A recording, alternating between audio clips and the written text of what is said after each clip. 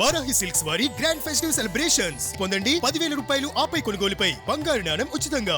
2019లో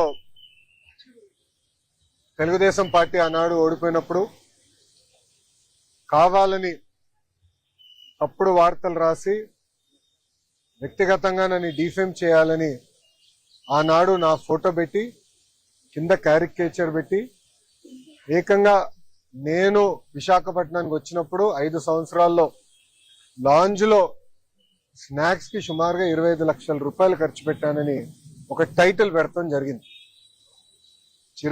చిన్నబాబు చిరుతిండి 25 లక్షలండి అనే టైటిల్ తో పక్కన ఫోటో పెట్టి ఏకంగా ఆనాడు ఆర్టికల్ వేశారు.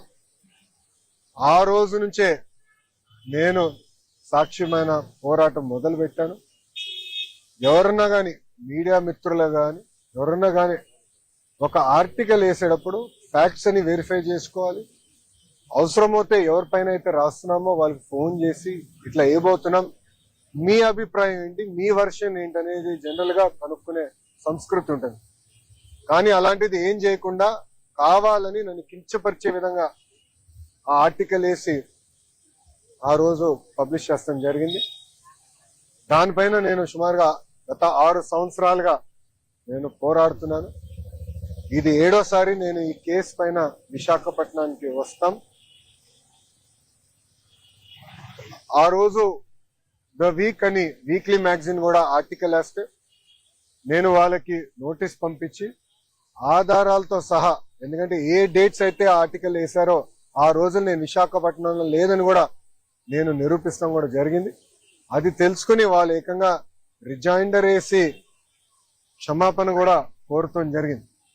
నేను గతంలోనే చెప్పాను, 2014 నుంచి 19 కానివ్వండి, ఇప్పుడు కూడా అంటే గడిచిన 18 నెలలు కానివ్వండి, నేను విశాఖపట్నానికి వచ్చినప్పుడు ప్రభుత్వం నుంచి టికెట్ తీసుకోవట్లేదు, ప్రభుత్వ గెస్ట్ హౌస్ లో నేను ఉండట్లేదు.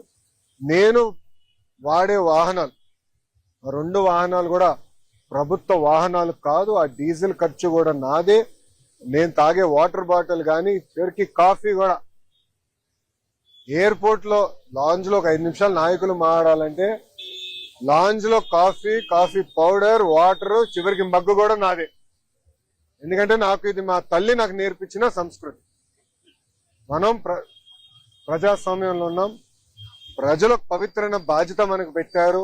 వాళ్ళ ఏ నమ్మకంతో అయితే మనకు గెలిపించారో ఆ నమ్మకం నిలబెట్టుకోవాల్సిన బాధ్యత మనందరి పైన ఉంటుంది. ఏమున్నా ఖర్చులు కుటుంబం పరంగా మేము బనాయిస్తాం. నేను గతంలోనే చెప్పాను, ఇంట్లో అమ్మ బ్రహ్మి సంపాదిస్తే బాబు గారు నేను ఖర్చు పెడుతున్నా అని. మా క్రెడిట్ కార్డ్ బిల్లు కూడా వాళ్ళే కడతాం జరుగుతుంది. సో ఒక పారదర్శకంగా నిలబడాలన్న ఆలోచనతో మేము చేస్తున్నాం. ఇక్కడ మీడియా మిత్రులు కూడా తెలుసు, నేను ఎప్పుడు విశాఖపట్నంకి వచ్చినా గవర్నమెంట్ ప్రోగ్రామ్ వచ్చినా కూడా నేను తెలుగుదేశం పార్టీ కార్యాలయంలో ఆనాడు పాదయాత్రకు వాడిన బస్సులోనే నేను పడుకుంటా పొద్దున్న లేసి కార్యకర్తలు కలిసిన తర్వాతనే ఏ కార్యక్రమానికి అయితే నేను బయలుదేరతాం కూడా మీరందరూ చూస్తాం జరుగుతుంది. సో క్రమశిక్షణ, ఒక పట్టుదలతో ప్రజలకు సేవ చేయడానికి నేను రాజకీయాల్లోకి వచ్చాను.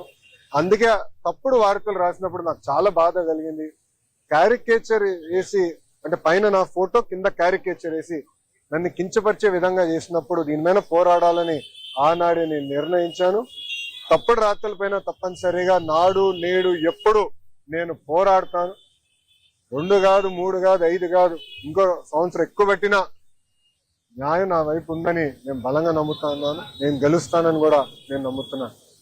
ఎందుకంటే నేను ఏనాడు తప్పు చేయని వ్యక్తి, నేను చేయబోను కూడా.